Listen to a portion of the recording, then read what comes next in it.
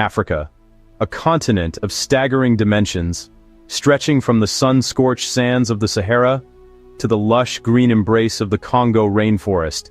It is a land of extremes, where towering mountains pierce the sky, and vast savannas roll on forever, teeming with life. This is the cradle of humanity, the very place where our story began millions of years ago. It's a continent that holds the echoes of our most ancient ancestors in its very soil. A place whose landscapes have witnessed the dawn of human consciousness and the first sparks of culture. Every river, every valley, and every desert dune is steeped in a history that is both profoundly deep and incredibly diverse.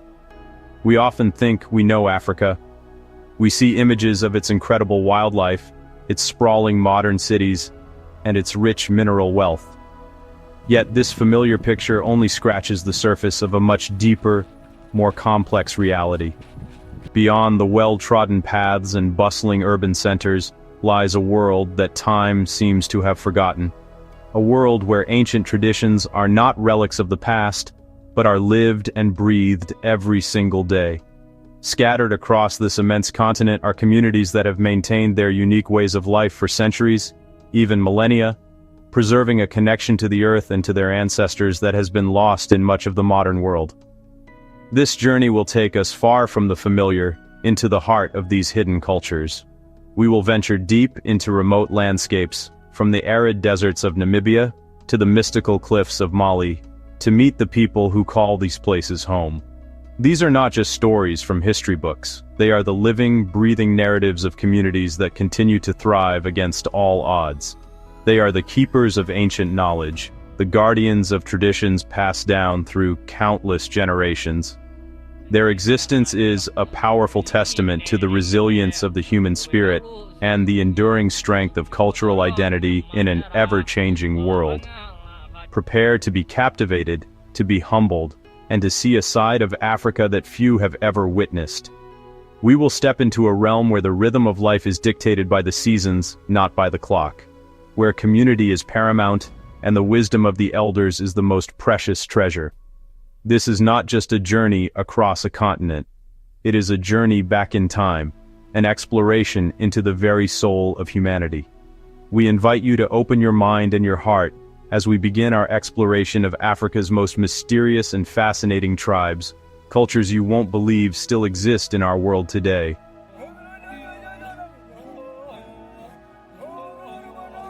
Our journey takes us first to the vast, sun-drenched plains of East Africa, a landscape that defines the very image of the continent. This is the Great Rift Valley, where the sky feels immense and the horizon stretches into infinity. Here, beneath the shade of solitary acacia trees, and amongst endless grasslands dotted with giraffes and elephants, live one of Africa's most iconic peoples, the Maasai. For centuries, they have roamed these lands, their lives intrinsically linked to the rhythms of the seasons and the great herds of wildlife with which they share this domain. They are not merely inhabitants of the savannah, they are its guardians, its keepers, its very soul. Their homes, known as Nkajijik, are built by the women in a circular arrangement, forming a settlement called a boma or nkang. These temporary homesteads are constructed from natural materials found on the savannah: mud, sticks, grass, and cow dung. The entire settlement is enclosed by a protective fence made of thorny acacia branches, a formidable barrier designed to keep livestock safe from predators like lions and hyenas during the night. Stepping into a Maasai village is like stepping into a different world, one governed by principles of community, respect, and a profound spiritual connection to the land. Life here moves at a slower, more deliberate pace, guided by the rising and setting of the sun rather than the ticking of a clock. For the Maasai, life revolves around one central element: cattle. These animals are not simply livestock. They're the foundation of Maasai society. They are the measure of a man's wealth. They are the source of their sustenance. Status isn't money or possessions. Status is the size and health of your herd. Cattle are the currency of life, used for trade, for dowries, to settle disputes, binding the community through obligations. The relationship is one of deep intimacy and respect. Each animal is known individually, often named and cared for with meticulous attention. Cattle provide nearly everything the Maasai need. Their diet consists of milk, meat, and occasionally blood, drawn carefully without killing the animal. Hides become bedding, sandals, and clothing. Cow dung helps build homes. Nothing is wasted. This connection to cattle is woven into every part of Maasai culture, from rituals and ceremonies to songs and folklore. A child is often given a calf at birth. At marriage, cattle serve as dowry. Important ceremonies involve the ritual slaughter of an ox, shared by the entire community. They are a sacred gift, a lifeline, the thread that links the past, the present, and the future. They are the beating heart of the Maasai people. Central to Maasai culture is the revered figure of the Moran, or warrior.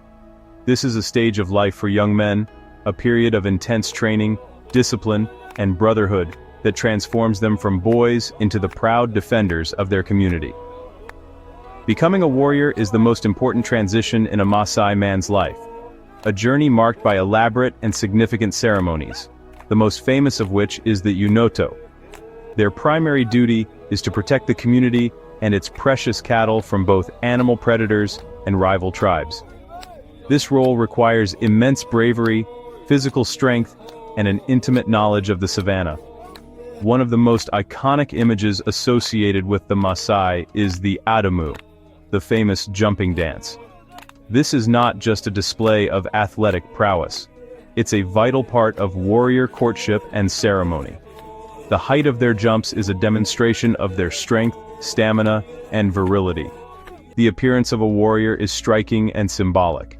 They grow their hair long and braid it, adorn their bodies with elaborate beadwork, and wear the red shuka, a color they believe scares away predators. The path of the warrior is the backbone of Maasai society, ensuring its continuity and resilience.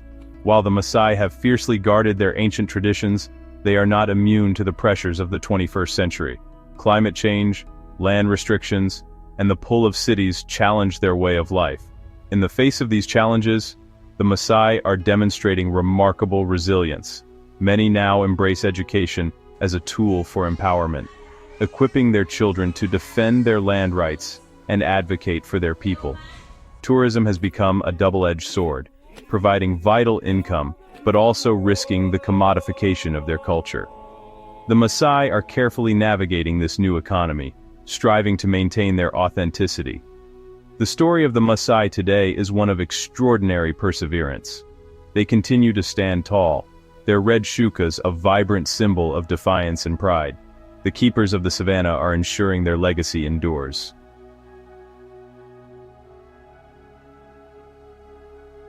From the green savannas of the east, our journey now takes us southwest, into one of the most extreme and unforgiving environments on Earth.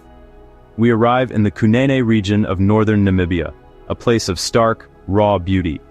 In this seemingly inhospitable world, a remarkable people have made their home for centuries. They are the Himba, the semi-nomadic pastoralists, known as the Red Desert people. Their homesteads, known as Onganda, are a reflection of their deep cultural and spiritual beliefs. The huts are built from mopene tree saplings and plastered with mud and cattle dung, providing shelter while being completely biodegradable.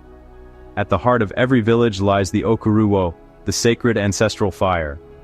This fire, which is never allowed to die out, represents the connection between the living community and their ancestors. The most striking and iconic feature of the Himba people is their extraordinary appearance.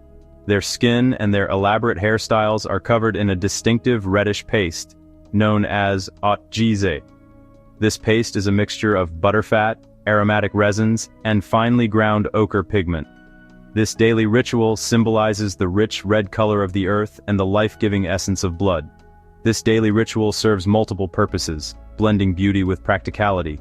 The otjize paste acts as a powerful sunblock and helps to keep the skin clean and moist in a land where water is incredibly scarce. Hairstyles among the Himba are incredibly elaborate and carry a wealth of social meaning. They signify an individual's age, marital status, and position within the community. The women further adorn themselves with heavy, intricate jewelry. This jewelry is not just decorative, it tells the story of a woman's life, her family, and her journey through the different stages of Himba society. The social structure of the Himba is as unique and complex as their appearance.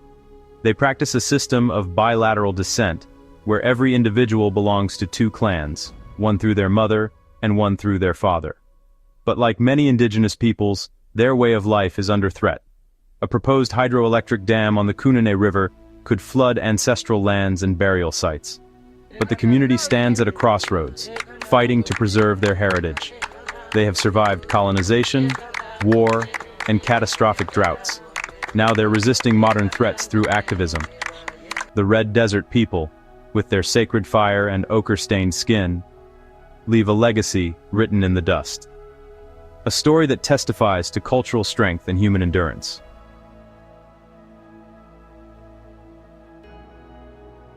Our journey now takes a dramatic turn to a landscape of sheer cliffs and rocky plateaus in West Africa. We arrive in Mali at the magnificent Bandiagara escarpment. Clinging precariously to the face of this colossal cliff are the villages of the Dogon people. For centuries they guarded their traditions in near-total isolation, deepening their mystique. The most iconic structure is the Toguna, the House of Words. Male elders gather there to discuss important matters, the low ceiling forcing everyone to remain seated and calm. It is the heart of Dogon governance and social harmony. High on the cliff face are the ancient dwellings of the Telem. The Dogon revere these predecessors and use many caves as burial sites for their Hogans, placing them between earth and sky. The Dogon are renowned for their intricate, sophisticated cosmology, a system of beliefs that explains the creation of the universe, the origin of life, and humanity's place within the cosmos. For decades, anthropologists have been baffled by their traditional astronomical knowledge. Elders spoke of a star orbiting Sirius, Potolo, describing it as incredibly small, dense, and heavy, with an elliptical orbit of 50 years. This perfectly matches Sirius B, a white dwarf invisible to the naked eye. Their entire world reflects a celestial order. Villages are mapped like the universe, the Hogan's house as the sun, with family homes orbiting like stars. Even a simple basket or a carved door carries symbolic meaning from the creation story. One of the most spectacular and vital expressions of Dogon culture is the Dama, an elaborate masked dance ceremony performed to guide the souls of the deceased into the ancestral realm. There are over 75 different types of masks, each representing a specific character, animal, or abstract concept from Dogon cosmology. The dancers, exclusively initiated men, undergo extensive training. During the Dama, their movements mimic the characters they portray, creating a bridge between the living and the spirits. As the dancers' feet stomp the red earth and their towering masks touch the sky, they are not just performing a ritual, they are actively weaving the fabric of their cosmos. The dance of the masks is the heartbeat of the Dogon people.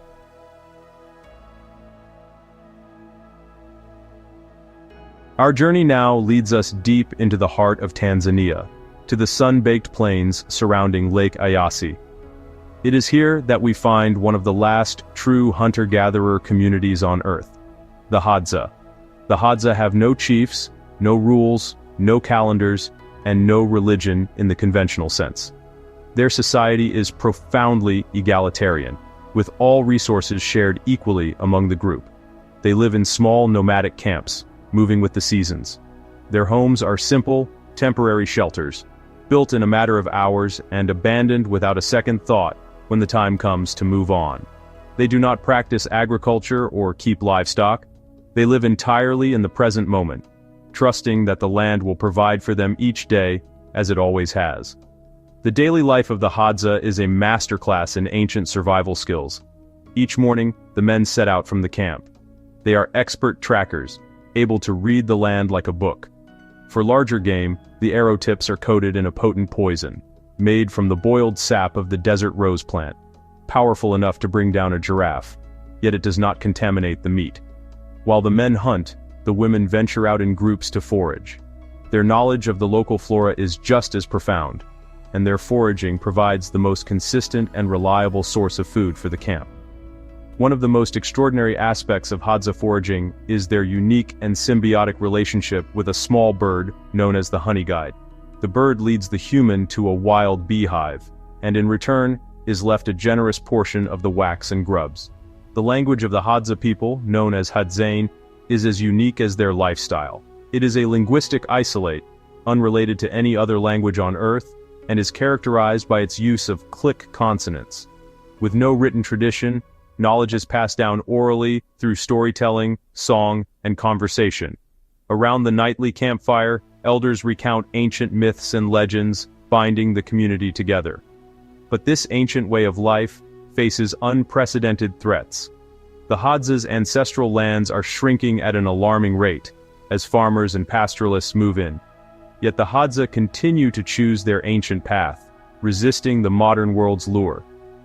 Their story is a poignant, urgent reminder of what we stand to lose, a lesson that true wealth is not accumulation, but community, freedom, and harmony with the natural world.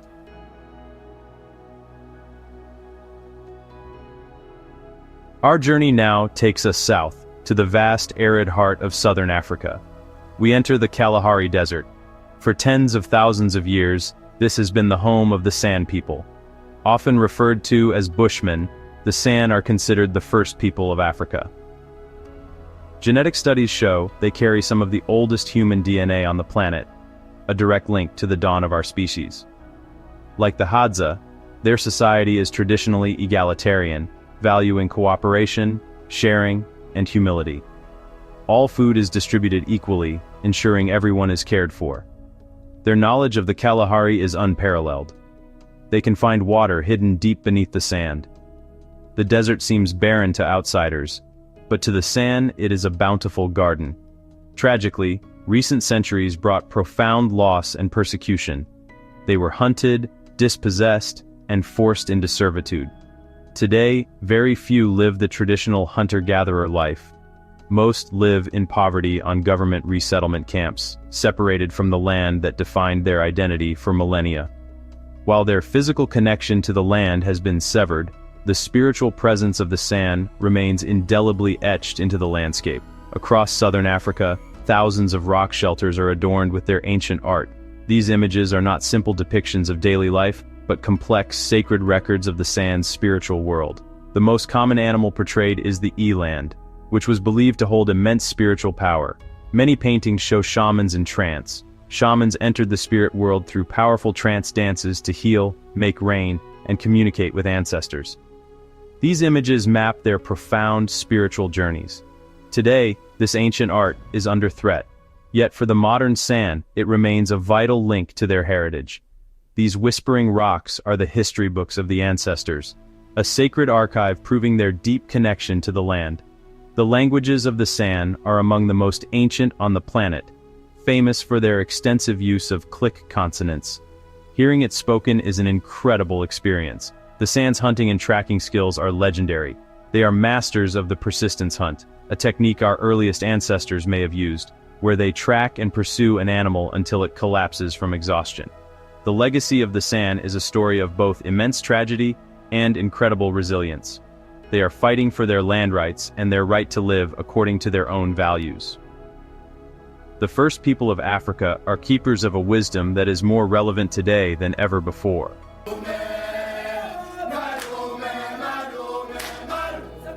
From the ancient deserts, our journey now sweeps eastward to the lush, rolling green hills of KwaZulu-Natal. This is the homeland of one of Africa's most famous and formidable peoples, the Zulu. Their world was transformed by the emergence of one of history's most brilliant and ruthless military leaders, Shaka Zulu. An outcast son of a minor chief, Shaka's ambition and strategic genius were boundless. Shaka's military innovations were the key to his success. He introduced the Ikalwa stabbing spear, trained his warriors to use the large Isihlangu shield offensively, and developed the devastating buffalo horns formation. Through a combination of political cunning and brutal warfare, he consolidated power and began a campaign of conquest, uniting dozens of clans into a single, centralized and powerful Zulu kingdom. While the warrior tradition is central to their fame, Zulu culture is also rich in art, music, and ceremony. The heartbeat of the Zulu people is the driving rhythms of their drums and the thunderous stomping of their dances. The regalia are a spectacular display of artistry and symbolism. Warriors wear leopard skins, while married women wear the isicholo, a large red hat woven with their own hair, signifying status and respect. Zulu choral singing is known for its complex harmonies. These songs, or amahubo, are a living archive of their history, preserving the tales of great kings and the core values of the Zulu people. Their intricate beadwork, known as ukansi, is a sophisticated language. Different colors and patterns are combined to convey identity, status, and even private messages of love. The power of the Zulu kingdom inevitably led to a clash with the British Empire. At the Battle of Isandlwana, despite being armed primarily with spears, the Zulu warriors inflicted one of the most humiliating defeats in British colonial history. Although ultimately defeated, their spirit of resistance was never broken. Throughout the dark years of apartheid, the Zulu people maintained a strong sense of cultural pride and played a central role in the long struggle for freedom. Today, the Zulu are the largest ethnic group in South Africa. Many live and work in modern cities, yet they remain deeply connected to their cultural roots. The story of the Zulu is not just a tale of past military glory, it is a living story of a people who have navigated history with unwavering strength. They remain the warriors of legend, a powerful force shaping the future of a modern South Africa.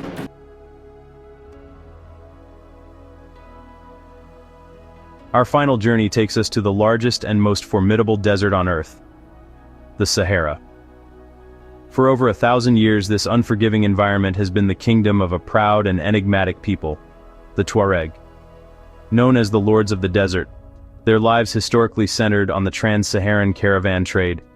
For centuries, they controlled the lucrative trade routes that connected the Mediterranean world with West Africa. The camel is to the Tuareg what cattle are to the Maasai, the absolute cornerstone of their existence. To witness a Tuareg caravan moving silently across the dunes is to see a perfect harmony between man, animal, and environment. The Tuareg are famously known as the Blue Men of the Sahara. The men wear a long, flowing, indigo-dyed robe called a tagelmust. Over time, the pigment rubs off, staining their skin a bluish hue, which was seen as a sign of wealth and nobility. Uniquely among Muslim societies, it is the Tuareg men, not the women, who traditionally wear a veil. In stark contrast, Tuareg women do not wear veils and enjoy a high degree of freedom and respect. Tuareg society is matrilineal, meaning that lineage and inheritance are traced through the mother's side. The women own the family's tent and its main possessions. The Tuareg are renowned for their exquisite craftsmanship, particularly their work with silver. The most famous of these is the Cross of Agadez, a distinctive pendant whose design varies from clan to clan. In recent decades, a new sound has emerged, a hypnotic genre known as desert blues. Fusing traditional melodies with the raw energy of electric guitars, it has become a powerful voice for their people on the world stage. Like many nomadic peoples, the Tuareg are facing immense challenges. Political instability, climate change, and the drawing of national borders have severely disrupted their traditional way of life. Despite these profound challenges, the Tuareg spirit remains unbroken. Their identity is a kingdom built not of stone, but of sand and stars. The Lords of the Desert remain a powerful symbol of independence and cultural endurance. Our journey across the vast and varied landscapes of Africa is now drawing to a close. Each tribe, each culture we have encountered, is a unique and brilliant star in the grand constellation of humanity. They endure through a deep, unshakable connection to their land, to their ancestors, and to their community. In a modern world that often prizes individuality, they remind us that true richness can be found in shared knowledge and communal bonds. Yet, in every community, we have also seen incredible signs of hope and resilience. They are not passively accepting their fate. They are actively weaving their future, blending the threads of the past with the colors of the present. The survival of these tribes ultimately depends on respect. Respect for their right to self-determination, their ancestral lands, and their right to choose their own path forward. The stories of Africa's tribes continue. They are a precious and irreplaceable part of our world's heritage. By celebrating them, understanding them, and by helping to protect them, we not only honor the past, but also invest in a richer, more diverse, and more compassionate future for all of humanity. The legacy of Africa's tribes is not just a story of survival. It is a timeless and inspiring song of life itself.